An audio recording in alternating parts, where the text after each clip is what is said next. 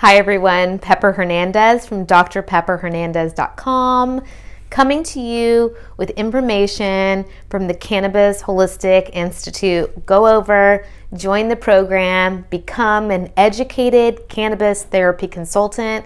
These videos are just a few minutes long and they're just like snippets of what you learn, obviously, because this is coming from a 2-hour class on one particular topic. But today we're giving you 5 minutes of a 2-hour class on THC, which is one of the cannabinoids from the endocannabinoid system. THC, arguably the most notable cannabinoid. Everyone seems to know what THC is. What does it do? What kind of strains are highest in THC? What are the best grown here in Northern California? So let's get started. Ailments that THC is really, really good working with: relieving physical pain.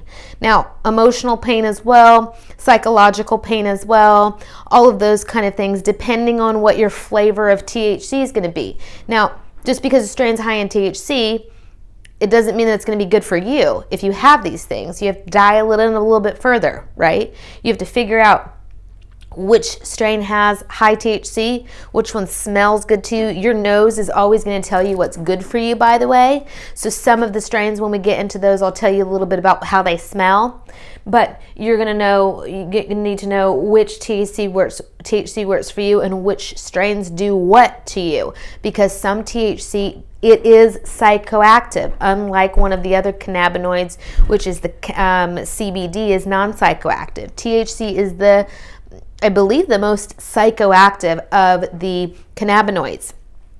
So if it's very high in THC, you need to make sure that you're aware of that. And is it a high THC that's going to be kind of having a terpene fingerprint of more on the indica side, which is kind of more relaxing? Is it going to have more of a floral smell to it? Meaning it has more terpenes that are in like the lavender family, and that's going to be a little bit more relaxing. Is a little gassy and it gets you feeling like really, really heady and can be paranoia for some people who have anxiety issues. So there's a lot of little pieces here that need to connect. Your bud tenders hopefully will be educated on most of this, but to really dial it in, if it's your first time, connect with a cannabis therapy consultant. They know what they know. They need to know. And this is where you're going to get education.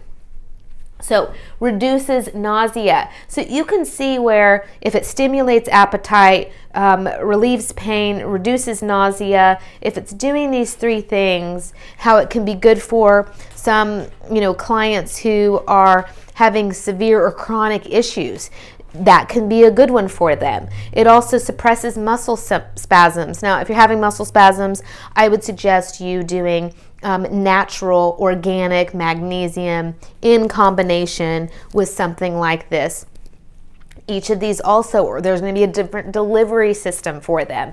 So if it's a pain relief that you're wanting, you may get a THC in a salve, a topical to put on your body topically.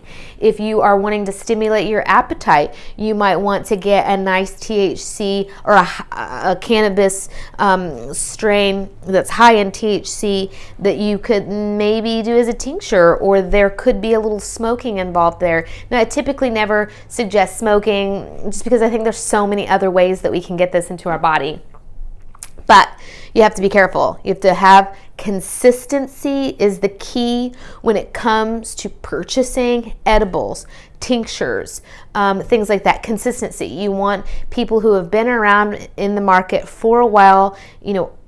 Definitely try organic, try local, try small mom and pops. That's for sure, because that's where you're going to get the best quality herb. All these other bigger companies, they're really industrial hemp, and it's like, what's happening here? But consistency is the key. So let's talk about some strains. Now, this is in Northern California, Humboldt County, which is arguably the best in the world for cannabis. It's been grown here for a really, really long time. The cultivators are amazing as far as when it comes to strain specific. The focus on that has been really intense, boutiquing cannabis, if you will. And so some of the best strains that are highest in THC that are coming out of Northern California, that have been coming out of Northern California, are Blue Dream, Sour Diesel, Jack Herrera, Bubba Kush, OG Kush, and Girl Scout cookies. And then there's also a lot of cross between those. If you're finding crosses between them, what you want to do is you want to look at the terpene fingerprint, figure out which one fits best with you. Do you want a high THC with a high CBD? Which of those strains is going to have that? So do some research before going into the dispensary to purchase what you want to purchase. Don't go in there blind, because you may get something that you don't necessarily want. And we're talking about spending money on products, right? So we don't want junk products.